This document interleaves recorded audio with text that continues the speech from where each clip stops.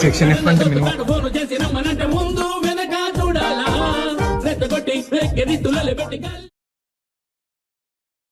ఈ Smith chart.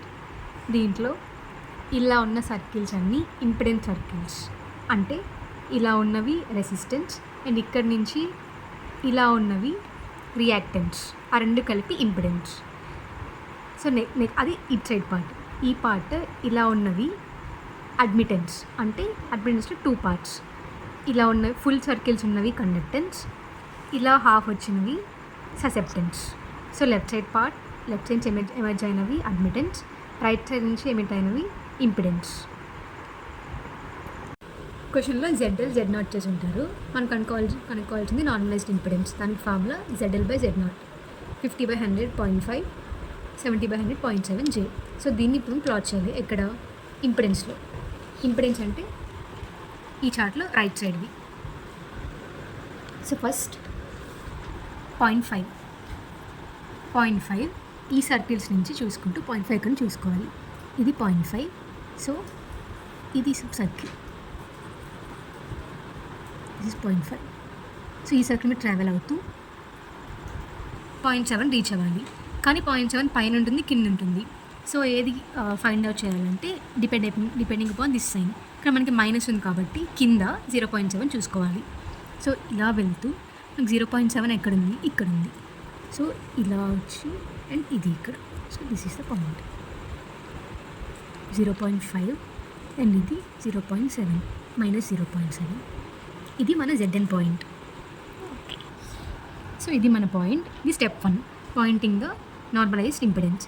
Step 2 వచ్చేసి ఇక్కడ నుంచి యూనిటీ సర్కిల్ని రీచ్ అవ్వాలి. యూనిటీ సర్కిల్, 2 యూనిటీ సర్కిల్స్ ఉంటాయి. ఫస్ట్ యూనిటీ సర్కిల్స్ని హైలైట్ చేసుకుంటే ఈజీ అవుతుంది. సో ఇది మన ZN పాయింట్. ఇక్కడ నుంచి స్టెప్ 2 ఏంటంటే రీచ్ ద యూనిటీ సర్కిల్. ఇక్కడ 2 యూనిటీ సర్కిల్స్ ఉన్నాయి. సో 2 పార్ట్స్ ఉంటాయి కన్ఫామ్గా. ఇది పార్ట్ నెంబర్ 1. ఇక్కడ నుంచి ఇలా వెళ్తున్నాను. I'm going in the path of 0.5 of impedance. ఇక్కడ నుంచి ఇక్కడికి వెళ్తున్నా. అంటే 0.5 - 0.7 J నుంచి 0.5 - 0.5 J. This is my starting, this is my destination. So ఇది మన డెస్టినేషన్. ఇప్పుడు మనం క్యాలిక్యులేట్ చేయాల్సింది ఏంటి? సో మనకు వచ్చింది 0.2 J.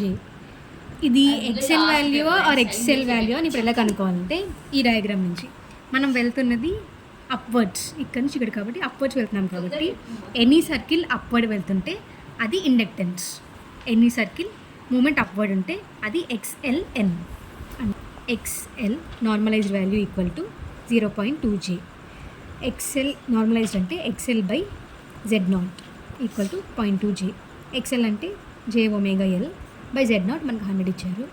So 0.2 J, JJ cancel. So L equal to 0.2 × 100/ω. So this is our L. ఇప్పుడు Lని లోడ్కి సిరీస్గా పెట్టాలా, ప్యారల్గా పెట్టాలా అని క్వశ్చన్. మనం వెళ్తున్న పాత్ ఇంపిడెన్స్.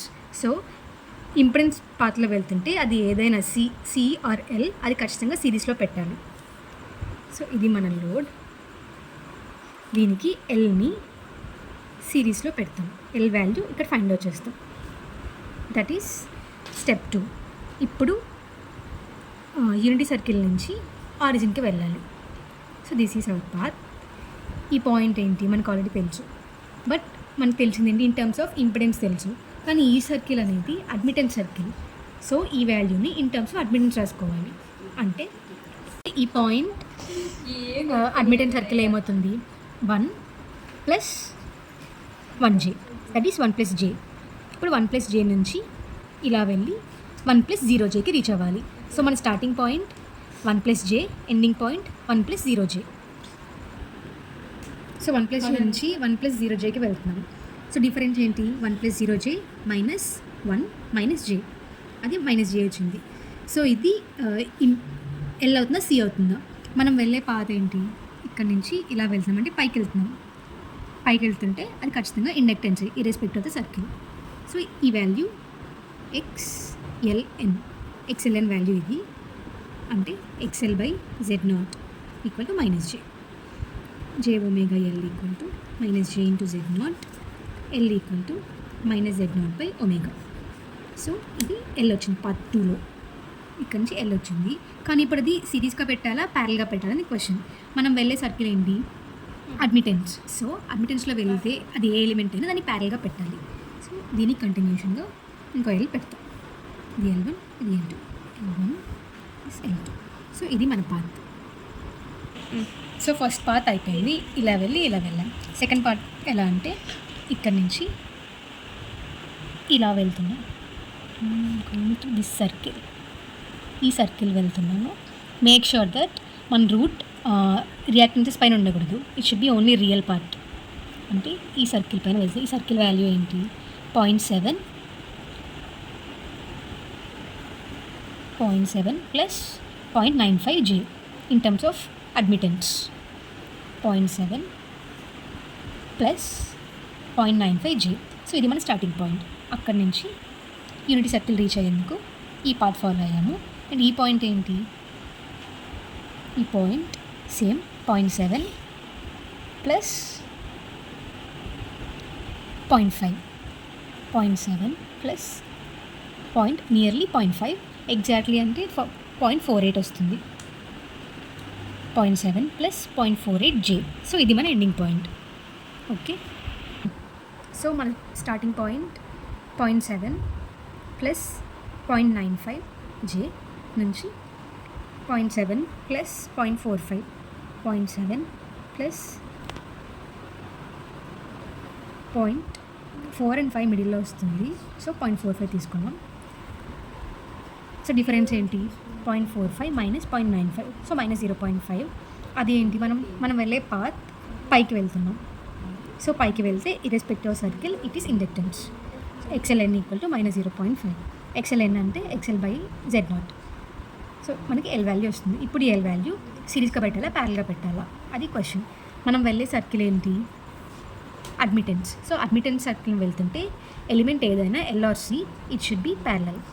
సో లోడ్ ఇదైతే దానికి ప్యారలల్గా ఇండక్టెన్స్ వస్తుంది. అండ్ దాని వాల్యూ ఇది మైనస్ 0.5 Z0/ω. సో ఇప్పుడు ఇక్కడికి వచ్చాము, ఇక్కడ నుంచి ఆరిజిన్కి వెళ్ళాలి. మనం రీచ్ అయిన సర్కిల్ ఏంటి, ఇంపిడెన్స్ సర్కిల్. సో ఈ పాయింట్ని ఇన్ టర్మ్స్ ఆఫ్ ఇంపిడెన్స్ రాసుకోవాలి. అంటే 1 మైనస్ 0.65, 1 మైనస్ 0.65 J. అండ్ ఇది అడ్మిటెన్స్ కాబట్టి, ఇది ఇంపిడెన్స్ కాబట్టి ఈ చార్ట్కి కింద ఉన్నవన్నీ నెగిటివ్ అవుతాయి, పైన ఉన్నవన్నీ పాజిటివ్ అవుతాయి. వైకి అది ఆపోజిట్.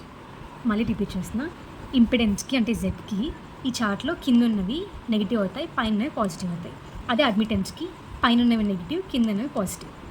సో ఇప్పుడు ఈ వాల్యూ ఏంటి, 1 మైనస్ ఎగ్జాక్ట్గా అంటే లేదు కాబట్టి 1 మైనస్ 0.65 J. 1 మైనస్ 0.65 J నుంచి 1 ప్లస్ 0 Jకి వెళ్తున్నాం. సో ఇది స్టార్టింగ్ అండ్ ఇది ending point 1 plus 0 J, starting point 1 minus 0.65 J. Starting to ending minus starting చేస్తే మనకు వచ్చిన వాల్యూ 0.65 J. సో ఇది ఇండక్టెన్స్ అవుతుందా కెపాసిటెన్స్ అవుతుందా, ఇక్కడ కూడా మనం వెళ్ళేది పైకే. సో ఇర్రెస్పెక్టివ్ ఆఫ్ సర్కిల్ మనం పైకి వెళ్తుంటే అది ఖచ్చితంగా inductance. So XLN equal to this. XLL అంటే XL/Z0. అలా ఎల్ వాల్యూ వస్తుంది. ఇప్పుడు ఈ ఎల్ని సిరీస్గా పెట్టాలా ప్యారల్గా పెట్టాలని క్వశ్చన్. మనం వెళ్ళేది ఏ సర్కిల్, ఇంపిడెన్స్. సో ఈ ఇంపిడెన్స్ సర్కిల్లో ఎల్ ఉన్నా సి ఉన్నా మనం పెట్టాల్సింది సిరీస్లోనే. సో ఈ దీనికి మనం సిరీస్లో పెడతాం, అది L2 వాల్యూ Z0.6/ω అంతే. So this is part 2 and this is part 1 diagram. So one more point ఏంటంటే, మనం తీసుకున్న ZN పాయింట్ ఈ యూనిటీ సర్కిల్స్ లోపల వస్తే మన లాస్ట్ డయాగ్రామ్ వచ్చేసి 1 capacitor N1 resistor, 1 capacitor N1 inductance వస్తుంది, ఏదో సిరీస్ ఆర్ ప్యారలల్.